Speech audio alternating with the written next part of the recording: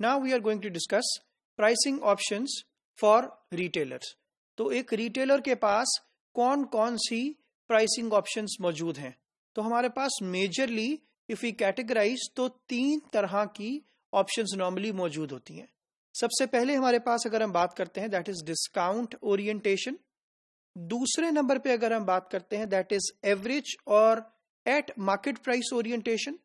और तीसरे नंबर पे अगर हम बात करते हैं वो है हमारे पास अप स्केल या अप मार्केट प्राइस ओरिएंटेशन।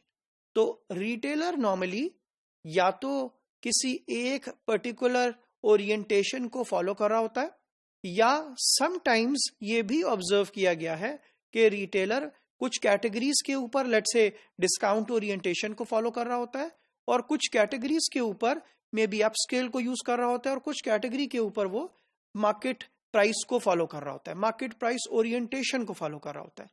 लेकिन ये तीनों में से नॉर्मली रिटेलर किसी एक टाइप किसी एक ऑप्शन को उसने ऑप्ट किया होता है और वो वहां से उसके लिए बिजनेस की बेस होती है, उसके बिजनेस का सारा कुछ डिपेंडेंसी उसके इस प्राइसिंग ऑप्शन के ऊपर होता है। तो हम वन बाय वन इन तीनों ऑप्शंस को, डिस्काउंट ऑप्शन को, मार्केट प्राइस ऑप्शन को और अपस्केल ऑप्शन को, तीनों को हम वन बाय वन डिस्कस करते हैं और कौन कौन से ऐसे कैरेक्टरिस्टिक्स हैं जो कि इनको डिफरेंशिएट करते हैं आपस में और ऑफ कोर्स उससे रिटेलर का बिजनेस मॉडल के ऊपर भी इंपैक्ट होता है। तो वो बिजनेस मॉडल एक्चुअली ड्राइव कर रहा है उस पर्टिकुलर प्राइसिंग ऑप्शन को। सबसे पहले हमारे पास अगर हम बात करते हैं तो वो कौन से कैरेक्टरिस्टिक्स हैं रिटेलर के डिफरेंट प्राइस ओरिएंटेशंस के अंदर। तो सबसे पहले डिस्काउंट ओरिएंटेशन की अगर हम बात करते हैं तो डिस्काउंट ओरिएंटेशन के there are lot of characteristics जो कि यहाँ मेंशन्ड है और मैंने उसमें से जो की कैरेक्टरिस्टिक्स हैं वो आपके सामने यहाँ डिस्प्ले किए हुए हैं। सबसे पहले जो रिटेलर डिस्काउंट ओरिएंटेशन की ऑप्शन को ऑप्ट करता है वो एक लो स्टेटस के ऊपर ऑपरेट कर रहा होता है। तो उसका इमेज, उसका जो पैटर्नेज है कस्टमर की नजर में वो एक लो स्टेटस का स्टोर, एक लो स्टेटस रिटेलर कंसीडर किया जाता है। ऐसा नहीं है कि उसका प्रोफाइल बहुत हाई कंसीडर किया जाता है क्योंकि वो डिस्काउंट के फॉर्मेट के ऊपर काम कर रहा होता है, तो इसलिए वो रिटेलर लो स्टेटस के तौर पर कंसीडर किया जाता है अपने इमेज के पर्सपेक्टिव में।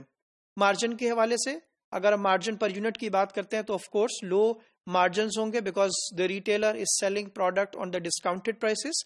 तो ultimately the profitability margin side जो है वो लो होगी। इसी तरीके से अगर हम टारगेट मार्केट की बात करते हैं तो इस तरह के रिटेल स्टोर्स की जो कि डिस्काउंट ओरिएंटेशंस को फॉलो कर रहे होते हैं, ज्यादातर उनका कस्टमर कॉन्शियस होगा, प्राइस कॉन्शियस होगा, मिडिल क्लास होगा या मिडिल टू लोअर क्लास भी होगा। ज्यादातर ये तरह का, इस तरह का टारगेट कस्टमर जो है वो टारगेट किया जाता है, फोकस किया जाता है इस तरह के रिटेल स्टोर्स के हवाले से। फिर इसी तरीके से अगर हम ऑपरेटिंग कॉस्ट की बात करेंगे as a percentage of profit तो वो लो होगी, अगेन इसीलिए कि क्योंकि ये जो मॉडल है ये लो प्रॉफिटेबिलिटी के ऊपर ऑपरेट कर रहा होता है और ऑफ कोर्स कॉस्ट जो है वो अल्टीमेटली हमारे पास as a percentage of profit जो है वो लो है। टर्नओवर अल्टीमेटली हाई है। जब हम डिस्काउंटिंग प्राइस के ऊपर बेचेंगे, डिस्काउंटेड मॉडल के ऊपर बात कर रहे होंगे, डिस्काउंट ओरिएंटेशन को फॉलो कर रहे होंगे, लो मार्जिन्स के ऊपर सेल कर रहे होंगे, तो अल्टीमेटली वो रिटेलर अपना टर्नओवर ज्यादा अचीव कर रहा होगा, हाई टर्नओवर अचीव कर रहा होगा क्योंकि ज्यादा से ज्यादा कस्टमर उससे प्रोडक्ट्स को बाय करने के लिए जा रहे होंगे because of the effectiveness in pricing.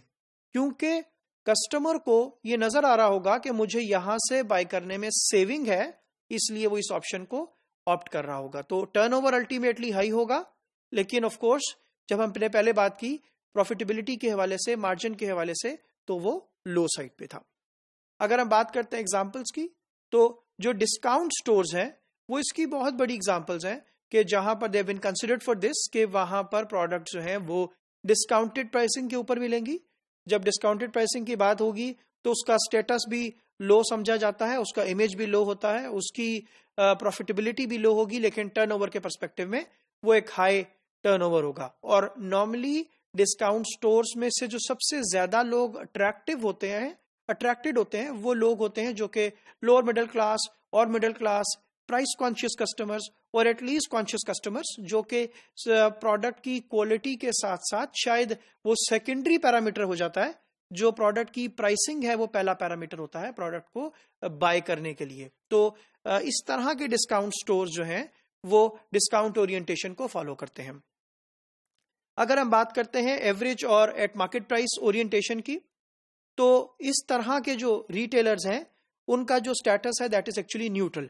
ना ही उनको लो प्रोफाइल स्टोर समझा जाता है, ना ही उनको हाई प्रोफाइल स्टोर के तौर पर समझा जाता है। उनका एक न्यूट्रल स्टेटस जो है वो कंसिडर किया जाता है as an image of the retail store. Margin इनका ऑन एवरेज मार्जिन ऑपरेट कर रहे होते हैं, but we say on average, क्योंकि ये एट मार्केट प्राइस सेल कर रहे हैं। जितना कंपटीशन सेल कर रहा है उतना ही आप सेल कर रहे हैं, तो अल्टीमेटली जितना मार्केट कमा रही है ऑन एवरेज उतना ही आप एवरेज मार्जिन अर्न कर रहे हैं। तो इसीलिए इस तरह की ओरिएंटेशन के अंदर, एट मार्केट प्राइस ओरिएंटेशन के अंदर, एवरेज मार्जिन जो है वो एक रिटेलर अर्न कर रहा होता है। अगर हम टारगेट मार्केट की बात करें तो इस तरह के रिटेल स्टोर की टारगेट मार्केट मिडिल क्लास होती है। अब उसमें हम अगर लोअर मिडिल क्लास या अपर मिडिल क्लास और मिडिल क्लास तीनों की बात करें तो तीनों क्लास, सब क्लासेस ऑफ मिडिल क्लास वो इसका पार्ट है। तो मिडिल क्लासेस का टारगेट, इस तरह का टारगेट कस्टमर जो है इस तरह के स्टोर्स का वो मिडिल क्लास है। अगर हम ऑपरेटिंग कॉस्ट की बात करें as a percentage of profit, तो वो मीडियम टू हाई की तरफ होगी, ज्यादा टिल्टेड टुवर्ड्स मीडियम होगी। ऐसा नहीं है कि मोर टिल्टेड टुवर्ड्स हाई, तो हाउएवर इंक्लाइन टुवर्ड्स हाई, लेकिन मीडियम कॉस्ट के ऊपर ऑपरेट कर रहे होते हैं।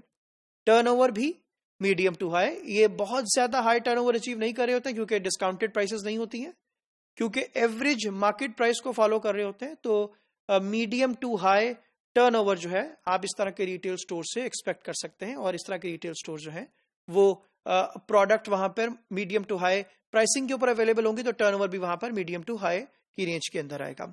एग्जाम्पल्स ट्रेडिशनल डिपार्टमेंटल स्टोर्स हैं, सुपर स्टोर्स हैं, ये सारे इसकी एक अच्छी एग्जाम्पल हैं। अगर हम बात करते हैं एट मार्केट प्राइस ओरिएंटेशन की, हाइपर स्टार अगर पाकिस्तान में बात करते हैं तो is a good example of average market price orientation के हवाले से और at the average market price orientation के हवाले से कि वो नॉर्मली इस तरह के प्राइस ओरिएंटेशन मॉडल को फॉलो करते हैं।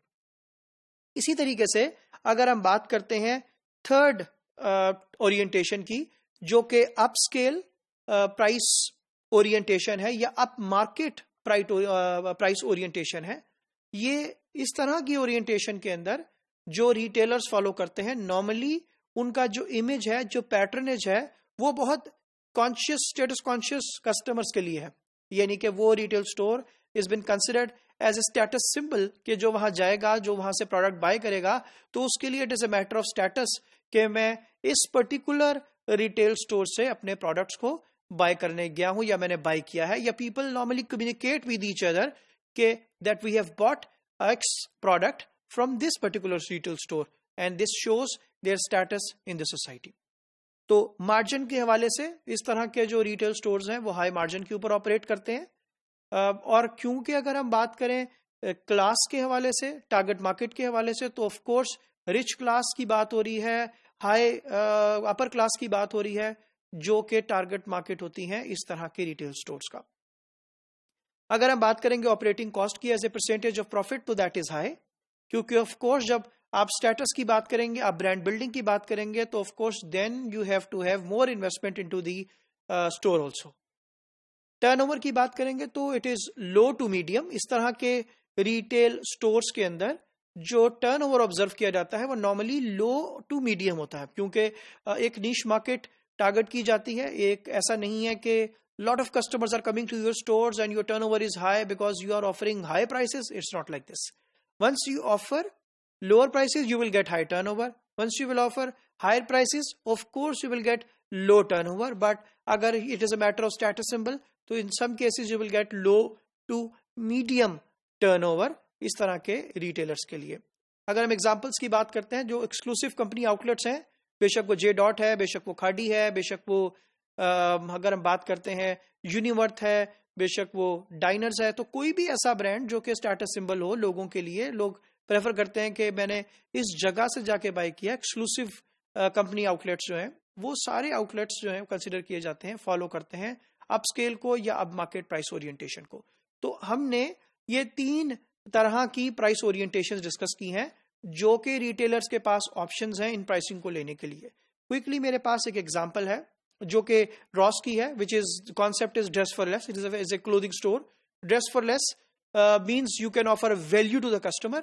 और अगर हम सिर्फ इसके नाम को ही वैल्यूएट कर लें तो हमें आइडिया हो जाएगा कि क्या ये डिस्काउंट ओरिएंटेशन को फॉलो कर रहा है के वाला स्टोर है, या ये एट एवरेज प्राइस ओरिएंटेशन को फॉरवर्ड करने वाला स्टोर है, या ये अप स्केल या अप मार्केट को फॉलो करने वाला स्टोर है।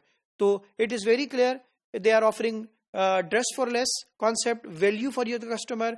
और वैल्यू फॉर द कस्टमर की जब हम बात करते हैं तो it is all about discount options की, डिस्काउंट स्टोर्स की। तो ये डिस्काउंट ओरिएंटेशन के ऊपर काम कर रहा है, which means customer is getting discounted prices, turnovers are high, और इस केस के अंदर the status of this store, the image of this store is considered to be low. तो रिटेलर के ऊपर ये डिपेंड करता है कि वो तीनों ओरिएंटेशंस को में से किसी एक ओरिएंटेशन के ऊपर काम करता है, या वो मल्टीपल ओरिएंटेशंस को भी सेलेक्ट कर सकता है। लेकिन ये बात लास्ट में समझना जरूरी है कि जो भी ओरिएंटेशन रिटेलर फॉलो करता है, कस्टमर उसी तरीके से उस रिटेलर का इमेज और परसेप्शन अपने दिमाग में बना लेता है और अल्टीमेटली उसी तरह की क्लास ऑफ कस्टमर उससे प्रोडक्ट को बाय करता है।